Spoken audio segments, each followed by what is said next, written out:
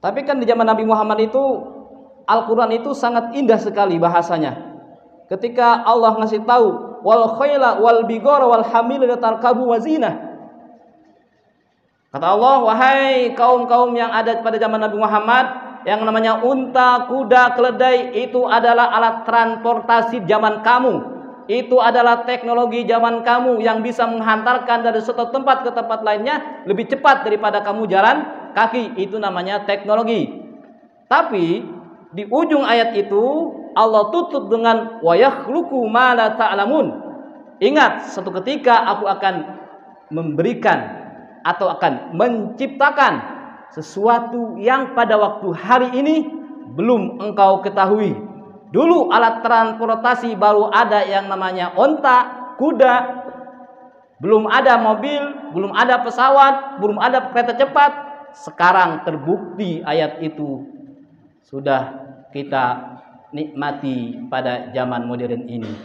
Itu namanya teknologi. Nah, kembali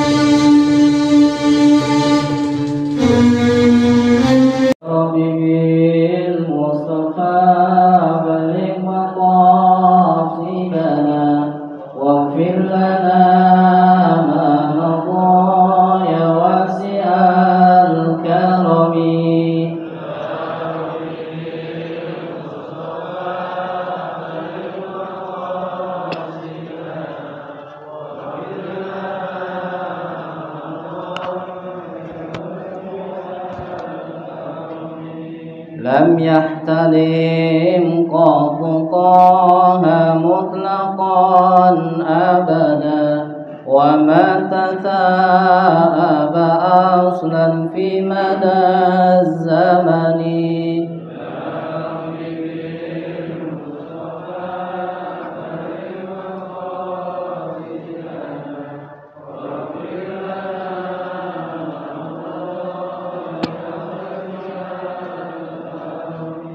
منه الدواب فلم تهرب وما وقعت ذبابة أبدا في جسمه الحسن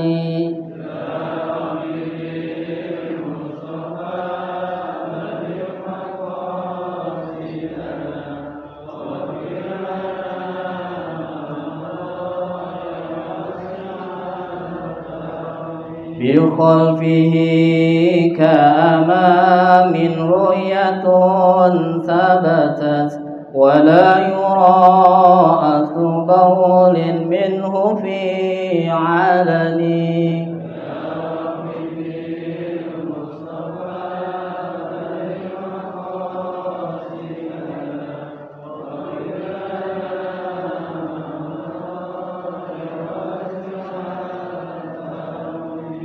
وقلبه لم ينام والعين قد نعست ولا يرى ظله في الشمس ذو فطن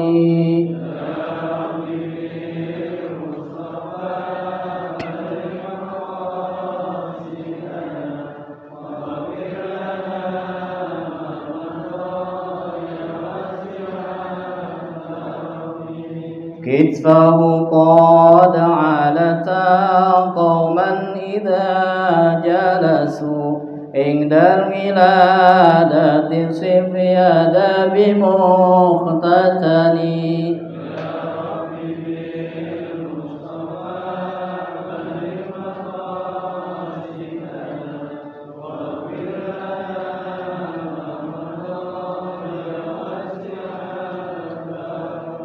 هذه الخصائص فافذها تكن آمنا من شر نار وسرك ومن محن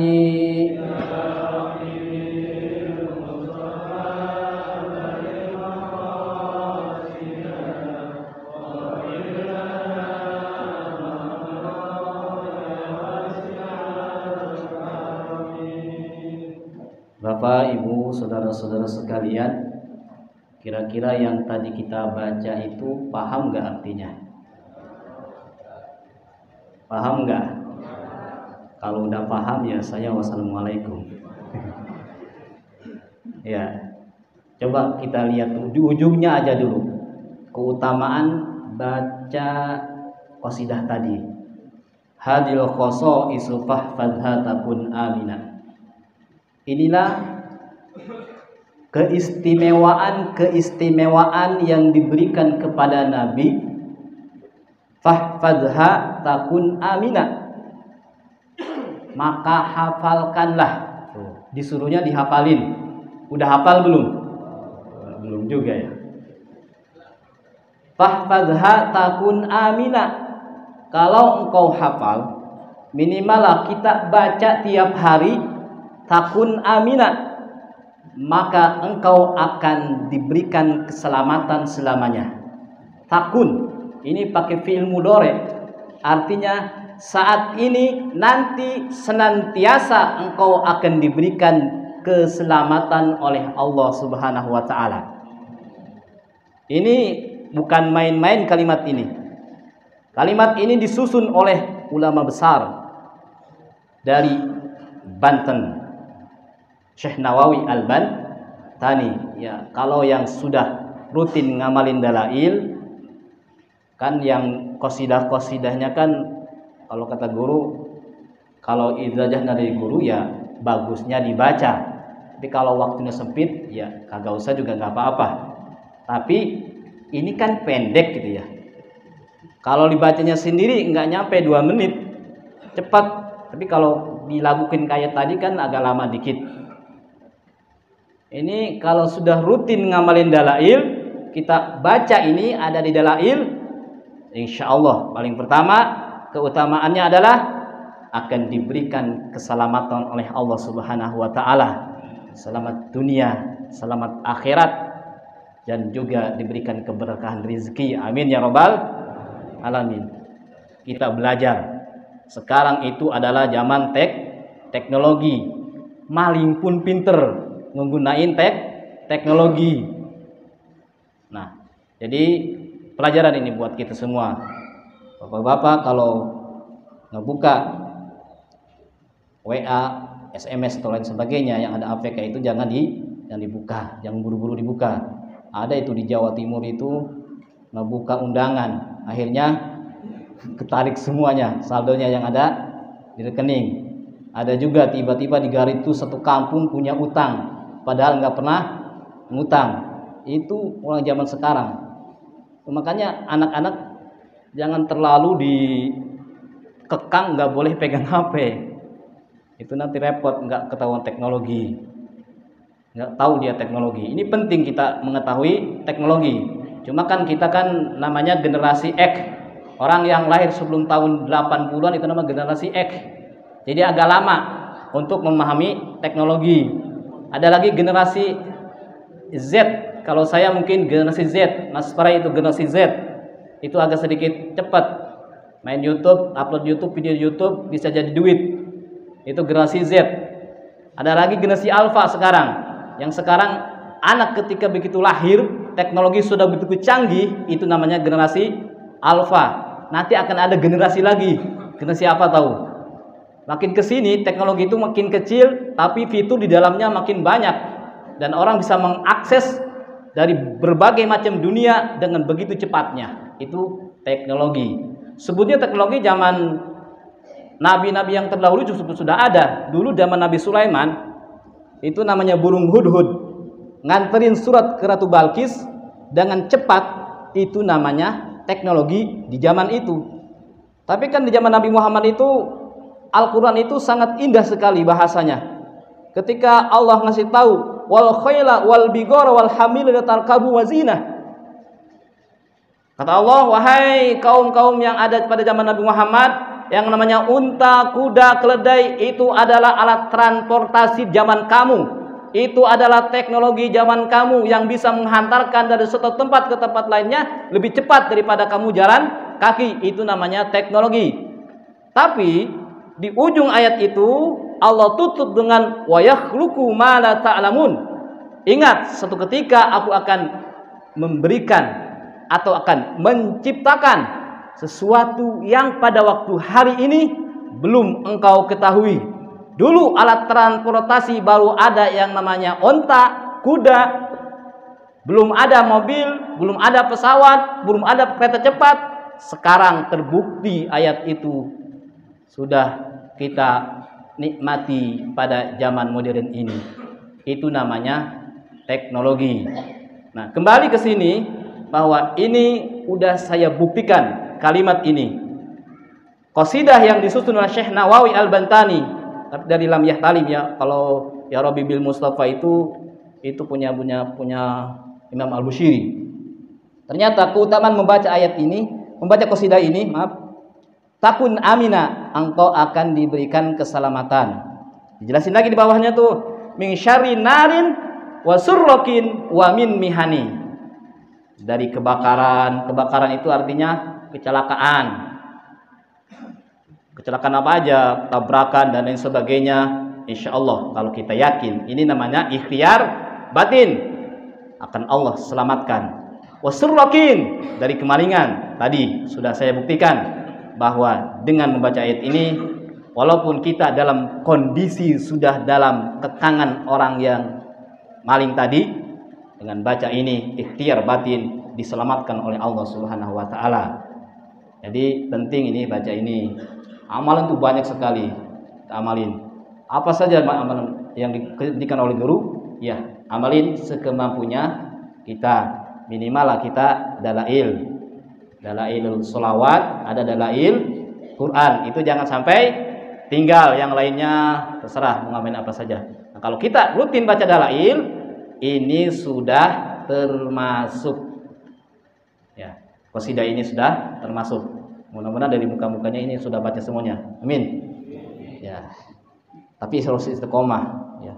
Amalan itu harus istiqomah. Andai kita telat atau enggak baca pada hari itu, maka besoknya dikodok supaya tetap continue, supaya tetap kita sebagai orang yang istiqomah. Itu minggu kemarin dijelaskan.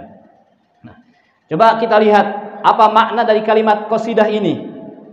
Ini sangat luar biasa kalau kita pahami.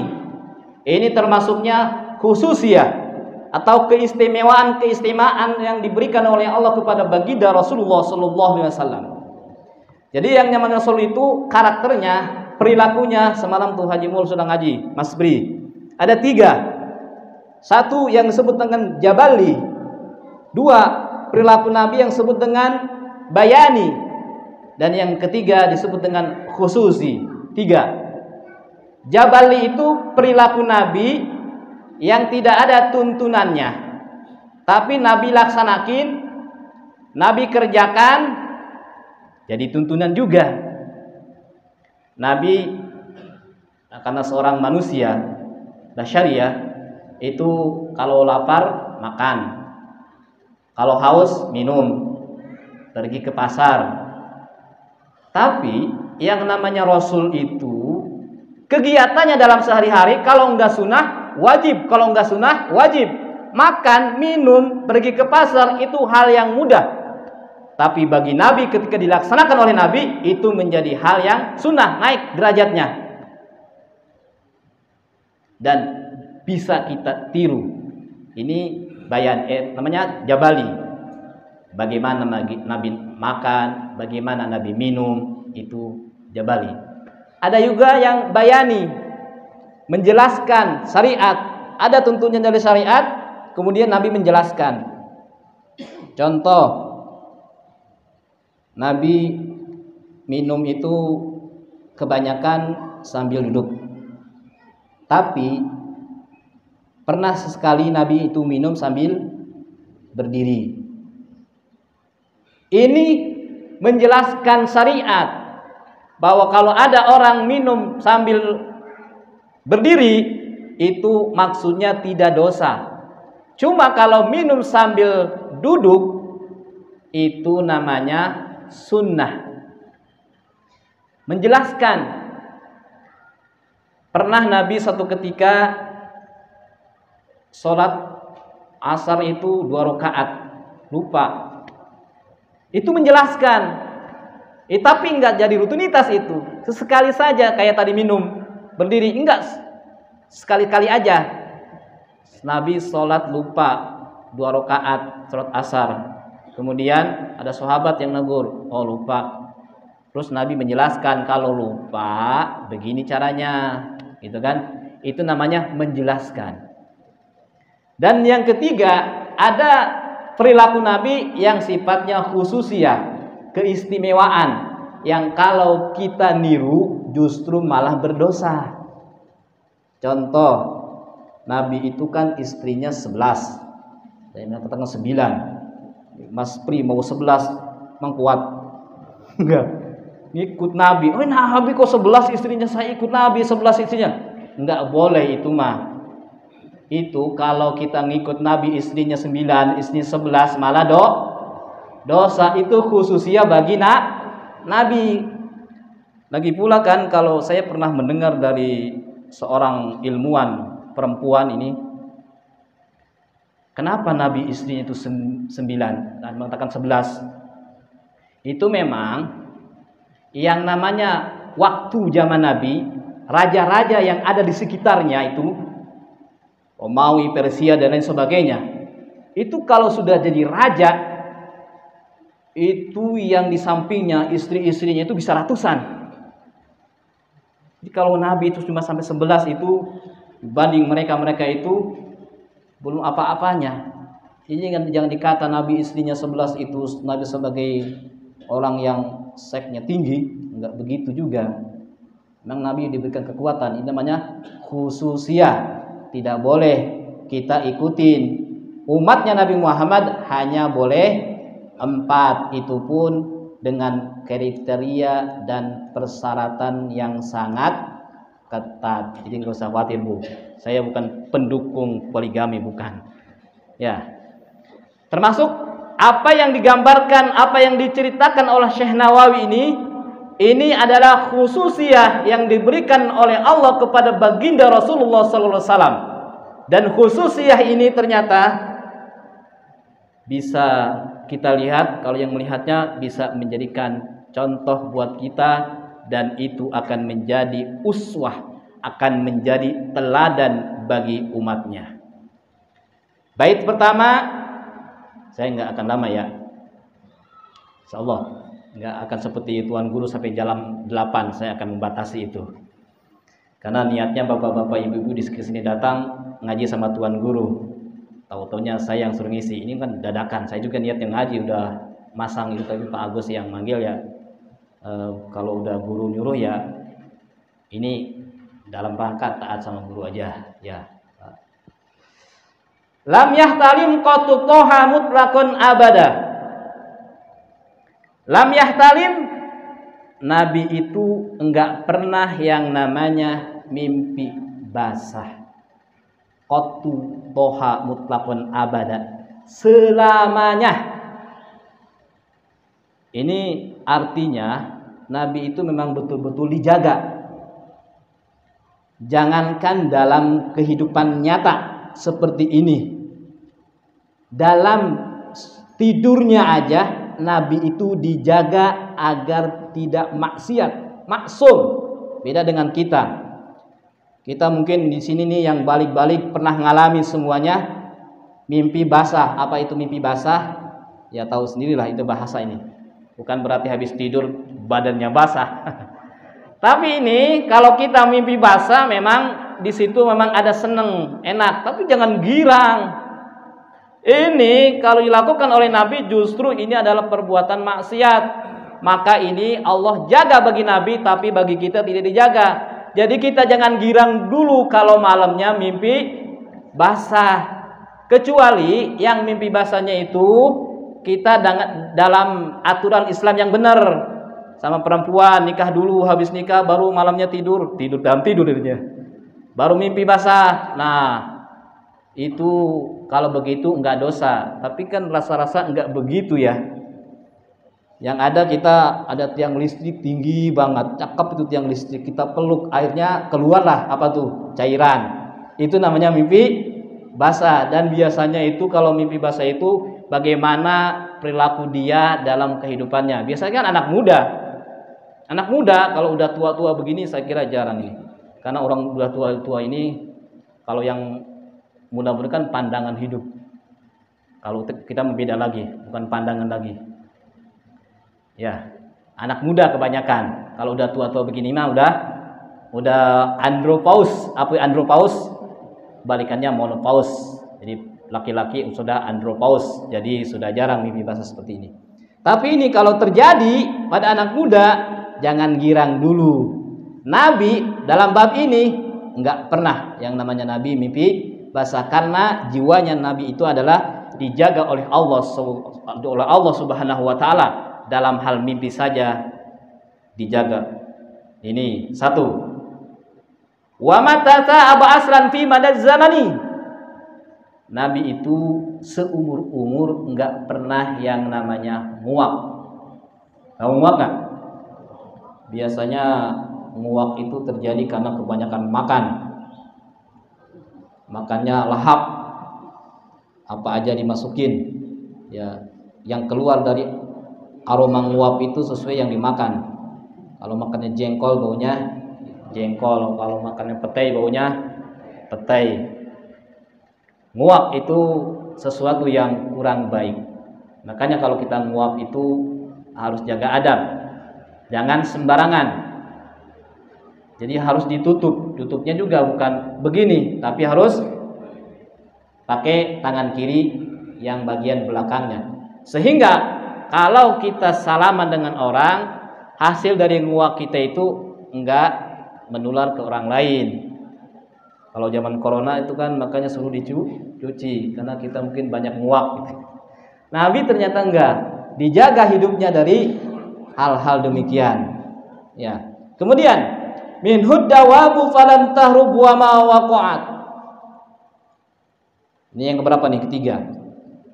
Nabi itu binatang, tidak pernah lari darinya. Jadi bersahabat.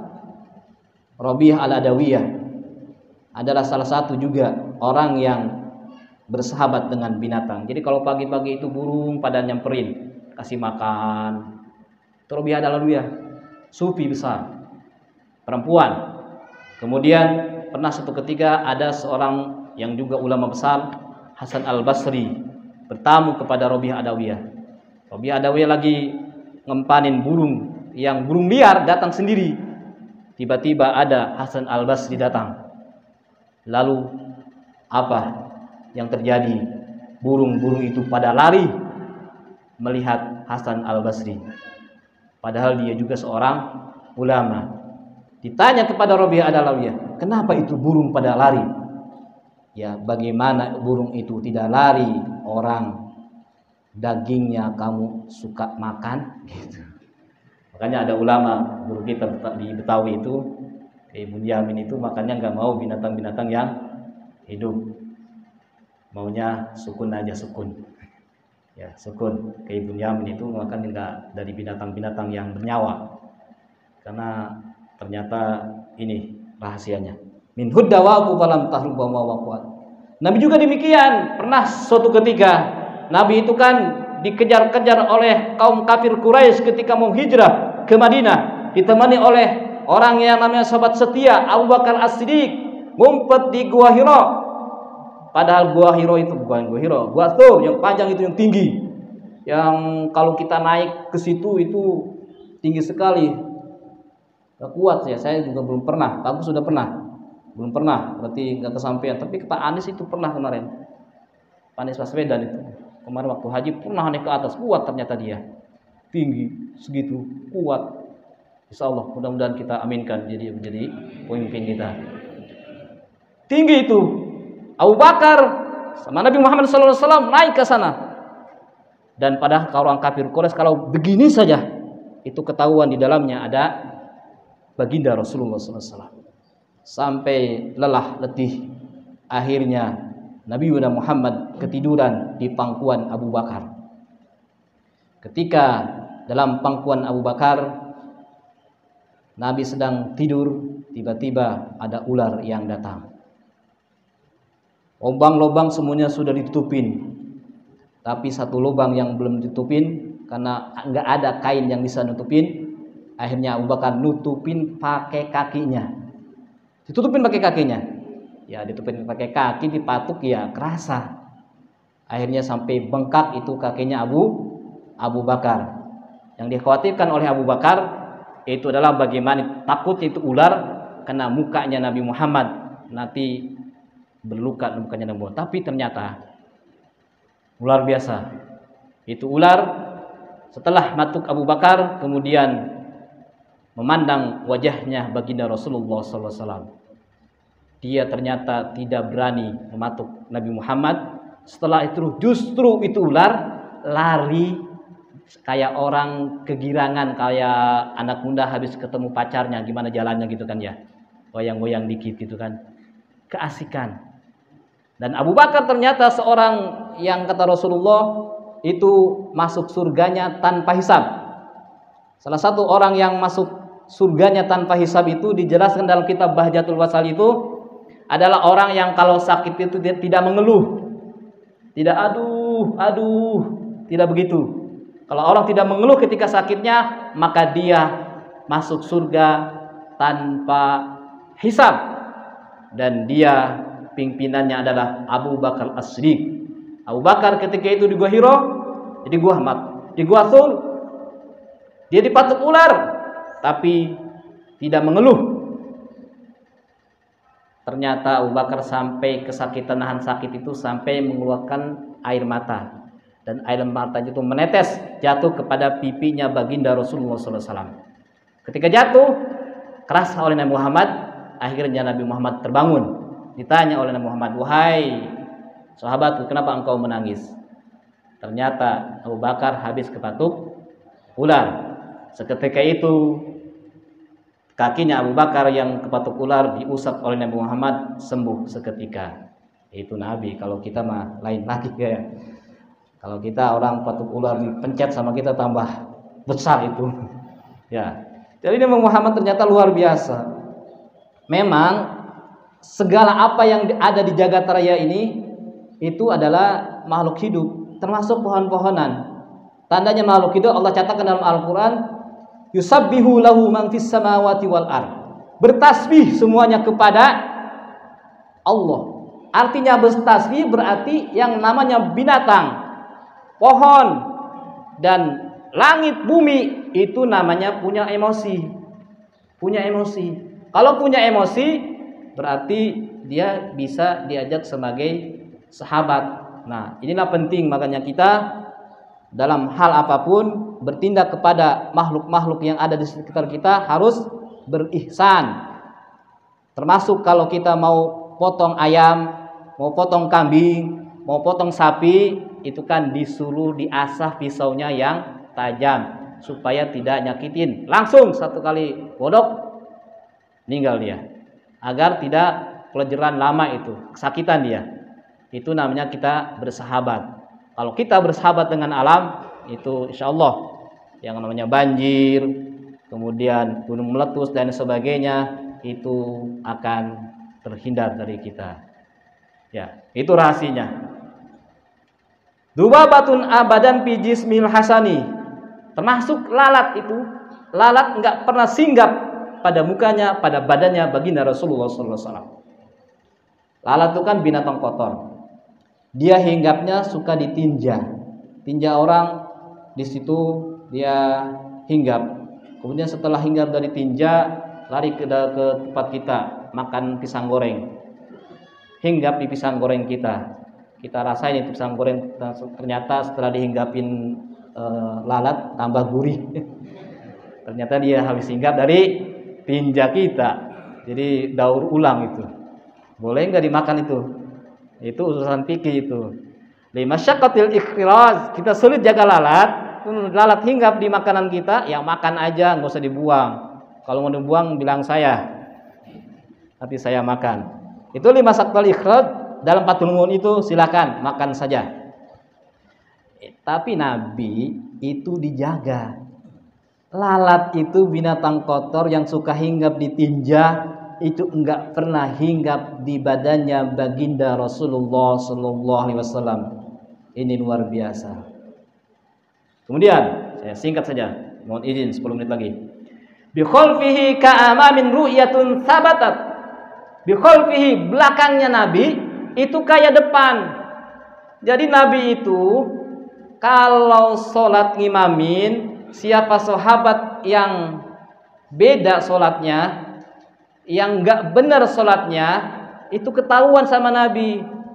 Minggu kemarin dijelasin tuh di Fathul Mu'in Kuba. Ada sahabat Nabi, layan tahiyanna aqwamun yarfau absarahum. Nabi menegur orang yang lagi sholat matanya ke atas gitu, lihat, wah itu bagus banget kubahnya. Abang-abang sih nggak ada di sini, rapih di masjid, gitu katanya. Kalau sholat itu bagusnya kita lihat ke tempat sujud, ciriin itu tempat sujud oleh kita, kasih angka katanya. Satu lagi, ciriin tuh benerin. Kalau mau kasih angka kata Pak Komandan itu satu aja katanya. Ada aja lagi ya. Memang susah kalau musim politik. Iya. Liatin tempat sujud. Nah itu. Nabi ada sahabat yang lagi sholatnya liatin ke atas. Ketahuan oleh Nabi. Padahal Nabi nggak ngelihat. Tapi ternyata bi khalfihi ka'amamin ru'yatun sabatat. Belakangnya Nabi itu seperti depannya. Apa-apa yang terjadi pada sahabat di belakangnya Nabi ketahuan. Sehingga sahabat ditegur ketika sholat matanya kemana-mana, matanya ke atas, enggak liatin tempat sujud, kecuali pas begini nih. Untung enggak dilarang ya. Kalau kita asyhadu an la ilaha illallah, baru berubah pandangan kita yang tadinya ke tempat sujud ke ini, jari ini satu, bukan satu ya, begini, ke jari kita yang begini. Ini nyimpannya juga harus benar, direnggi ini nih ya. Jadi kalau mau goyang kan susah, tapi kalau begini ya gampang. Kecuali pas itu aja. Selainnya, hatta kita sholat di depan Ka'bah. Sholat di depan Ka'bah. Disuruh kita untuk lihatin tempat sujud. Fokus. Fokus kayak orang nonton bola. Fokus kayak orang mancing. Jangan kemana-mana itu mata. Itu. Nabi itu bi khalfihi ka'amamin ru'yatun thabatat. Belakangnya seperti depannya. Wala yura athru baulin minhu fi alani. Ini yang namanya bekas atau air kencing lah, tinjanya lah, dan lain sebagainya. Itu enggak pernah kelihatan di bumi. Karena Nabi itu ketika Nabi itu buang hajat, itu bumi langsung menarik. Itu kayak gitu, hilang itu tinjanya Nabi. Dan para ulama mengatakan bahwa air kencingnya Nabi itu suci. Tapi walaupun suci, Nabi kalau habis BAB, habis kencing tetap bersuci, tetap cebok. Ini supaya dicontoh. Khususnya ini Nabi. Ya, air kencing Nabi kan suci dan wangi. Dan ternyata air kencing kita beda. Jadi kita jangan samain itu. Tapi Nabi walaupun air kencingnya suci, tetap dia bersuci, cebok. Ini untuk apa? Untuk ngajarin umatnya. Pernah sahabat Anas bin Malik itu suruh ngebuang darahnya baginda Rasul. Habis dibekam, tolong buang ke tempat yang orang lain tidak lihat. Dibuang oleh Anas bin Malik. Bukan dibuang ternyata, diminum. Kemudian setelah itu balik kepada Nabi. Ditanya oleh Nabi, udah kamu buang? Udah Rasul. Ke tempat mana? Pokoknya di tempat yang orang lain nggak ngeliat. Di mana? Di perut saya. Sejak itu Anas bin Malik nggak pernah merasakan sakit karena dalam jiwanya ada darahnya Nabi. Maka oleh sebab itu kalau kita hidupnya pengen bahagia, pengen jarang sakit, jangan jauh-jauh dari Nabi Muhammad. Caranya dengan banyak bersolawat. Terus wa qalbuhu lam yanam wal ainu qad na'asat. Nabi itu tidurnya aja, lagi tidurnya qalbunya tetap tidak pernah tidur.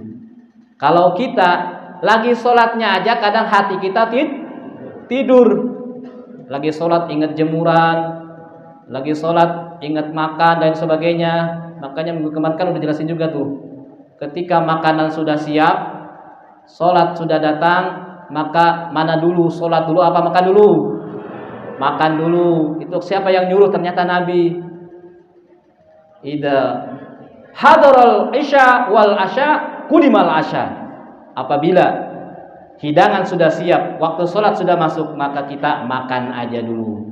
Jangan sampai lagi sholat ingat makan, lebih baik lagi makan ingat sholat. Urusan perut kan lain. Jadi Nabi itu walaupun matanya merem, tapi hatinya nggak pernah tidur. Beda kita, lagi meleknya aja, apalagi kadang-kadang lagi sholat aja hati kita tidur kemana-mana. Nah, ini ternyata khususiyah Nabi itu sangat luar biasa.